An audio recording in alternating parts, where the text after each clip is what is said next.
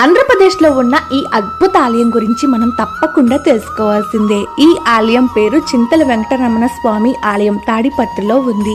ఒకరోజు గ్రామస్తులందరికీ చింత చెట్టు దగ్గర నుంచి ఒక శబ్దం వినిపిస్తుంది. అందరూ వెళ్లి చూడగా ఆ చింత చెట్టు దగ్గర విష్ణుదేవుడి యొక్క ప్రతిమ కనిపిస్తుంది. ఆ రోజే తిమ్మనాయుడికి స్వామివారి కల్లోకి వచ్చి ఇక్కడ ఆలయం నిర్మించాలని ఆదేశించారంట.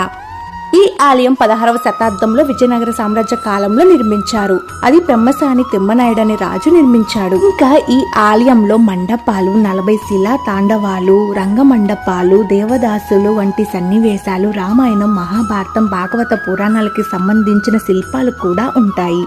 ఈ గర్భగృహంలో ప్రధాన విగ్రహం 10 అడుగులను కలిగి ఉంటుంది. మొదట్లో ఈ ఆలయాన్ని చింతల తిరువెంగళనాథ స్వామి ఆలయంగా పిలుస్తారు. కానీ ఇప్పుడు చింతల వెంకటరమణగా మారింది. ఇది మొత్తం 5 ఎకరాలను కలిగి ఉంటుంది. నేషనల్ ఇంపార్టెన్స్ గా కూడా గుర్తించబడి ఉంది ఈ ఆలయం. ఈ ఆలయం అనంతపురం జిల్లాలోని తాడిపత్రిలో ఉంది.